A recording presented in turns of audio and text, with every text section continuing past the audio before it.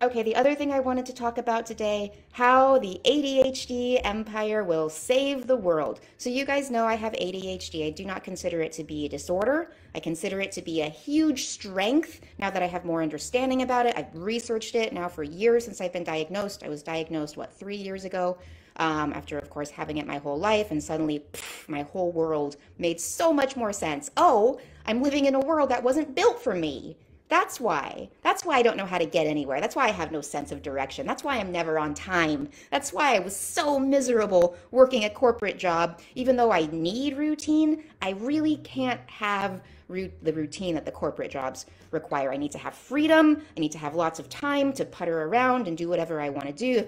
Excuse me, do whatever I want to do.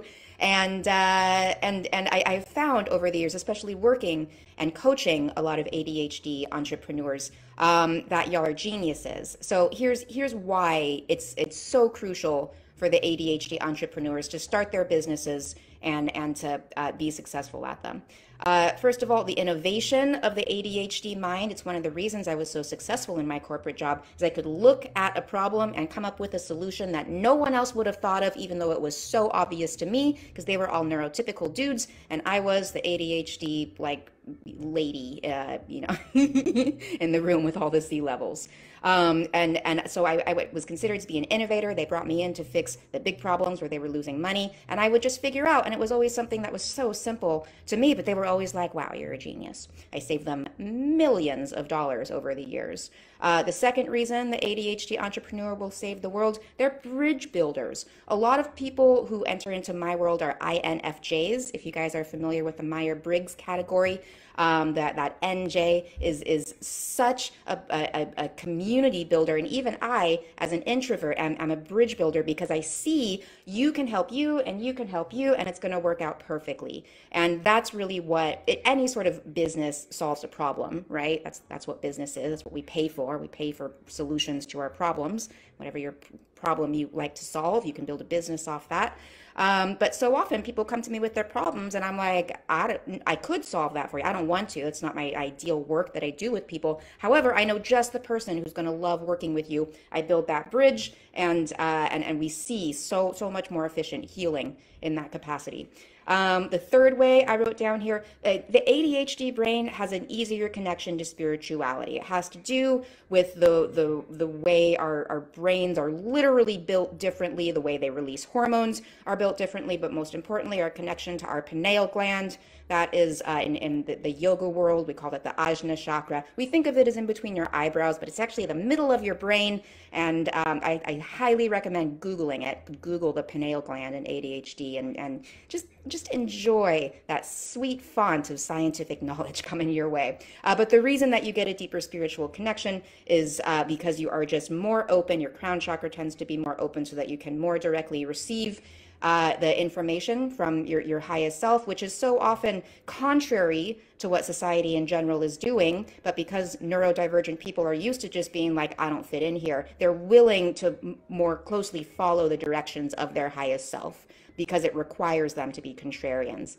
The fourth reason, the value shift. Yes, we're seeing a shift in this world away from productivity as the primary value holder, right? That bottom line of like, well, how much did you make? How much money did you make? How much product did you make? How many clients did you work with? And always looking for something more and more and more, and like always be producing, right? And we're shifting that into more of an efficient, impact-driven value system. As a society, we're seeing this with the supply chains backed up. We're realizing like, oh, we really don't need all this stuff that we thought we needed in like a couple of hours. We thought we needed that same day delivery service. No, you can wait a long time for anything that you need in this world, right? But if you're in that patriarchal capitalism point of view of like instant gratification, I want what I want it now, and you shift more into the spiritual connection of like, I want clarity on what I want right now, but I don't need what I want right now. That's when you really open yourself up to spiritual liberation and,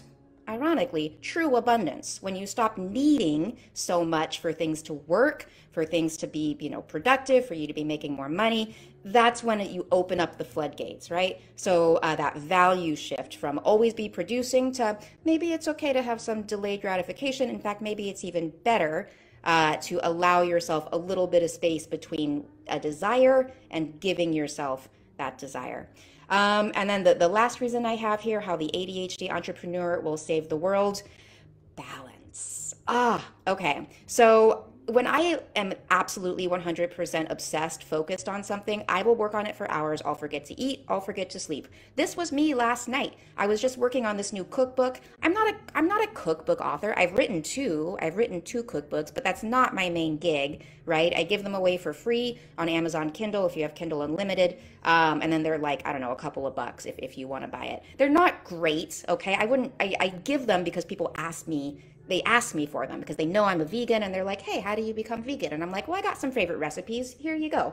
So I've been thinking for a long time about writing this book about how to eat vegan on the cheap, because a long time ago, one of my clients said, isn't it more expensive to eat vegan? And I was like, no, meat is totally more expensive, not just in terms of how much it costs, right? But in terms of the karmic costs to eating, murder and torture and rape, but also the environmental costs of the farming practices required to create meat. And you can, of course, get just as much protein. Like you don't need the meat to be healthy, right? At all. In fact, there are many scientific studies that show how eating animal products actually reduces your health and makes you sick, because we put so much poison into that food to make it more productive, to make it more efficient, to make it make more money. So that's, again, back to that value shift.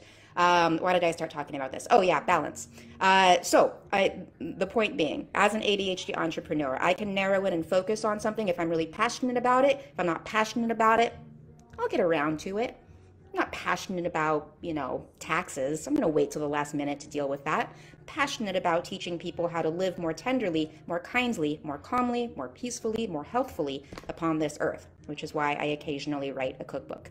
But you have got to have more work-life balance, okay? You can't always be in that production mode. You need like some puttering time if you have ADHD, some time where you just kind of wander around, half finishing projects. You fold a little bit of laundry, but maybe you don't put it away. You go and do some dishes. Maybe they don't get, completely cleaned. You go read a book for a few minutes, finish like half a page, you wander to the next thing. I have to have a chunk of time during the day where I can just putter around, kind of mindlessly half finishing things. And that's what opens up my mind and frees it up to be productive. Once I get that out of my system, then I'm able to sit down and narrow in on the work that my highest self actually wants me to be doing, which is apparently writing vegan cookbooks. I'm really excited about this one, though. I'm really proud of it. I write in the book about how I used, or how I didn't use it. I didn't go into it for this purpose, but how veganism actually cured my eating disorder. So you can look forward to hearing that story. So those are the 5 ways the ADHD entrepreneur will save the world: innovation, bridge building, spiritual connection, the value shift, and balance. All right? Does that make sense? Does that resonate with you guys? It's a lot of information for you today. Is there anything else I need to tell you? Probably there's a bunch of stuff, but I'm gonna go live my life. I think I'm gonna get on the road to Santa Barbara. I'm heading to a lake this weekend for is it Memorial Day this weekend here in the Americas, not just the one United States. No Memorial Day down south, I don't think. I haven't really lived the lake life, even though I grew up in Northern California when it was surrounded by lakes. Like I haven't really done like the water skiing thing or the houseboating thing or the just like laying in a body of water, like drinking beers for an afternoon. Like I haven't really done that in my life. So I get to experience that this weekend. I'm excited about it with a bunch of new friends. It's going to be a good weekend, I think. But in the meantime, I'm going to be finishing up my cookbook. I'm going to be launching it soon. If you'd like to check it out, if you want to be one of the early readers, leave a comment. I will send you a copy of the book if you give me meaningful feedback, not just like, this was great, but like, it was missing this. I need to know what's missing from it. So that I can make it successful. And just a reminder, I posted this on my personal page recently, but it doesn't have to be perfect to be successful. Whatever it is, whatever you're trying to build, whether it's, going live on Facebook, obviously these are very imperfect, I barely planned for them, or whether it's publishing a book, or whether it's, finding clients, or launching a course, or whatever it is you're trying to do in this world. It can be successful without being perfect. In fact, it must be successful without being perfect, because nothing is perfect. Nothing. is perfect. But so often we get in our way of like, okay, I'm going to release this thing, I'm going to do this thing, but first I need it to be just how I want it to be in my head. I want it to be just perfect. And that, my friend, is patriarchal bullshit worming its way into your life, telling you you don't get to accomplish anything because you're not good enough. And I'm here to tell you, you're good enough. You're smart enough. Gosh darn it, people like you and they want to hear from you. So if you have a business and you want to comment below what your business is, what kind of clients you're looking for, I would love to hear about it. If you have any questions about your business, of course, you can always contact me. I'll answer them publicly on the forum, or you could just hire me. You guys know I'm taking clients right now. I'm looking for 1 business coaching client for my year-long contract. I'm looking for 2 life coaching clients for my 6-month contract. If my energy resonates with you, you're curious, you should schedule a discovery call with me. You can DM me, you can leave a comment, I will send you the link. We'll figure out if it makes sense to work together, okay? I hope you guys have a beautiful Tuesday, a wonderful Memorial Day weekend coming up. Hope you're doing something fun. You guys take care. Mwah.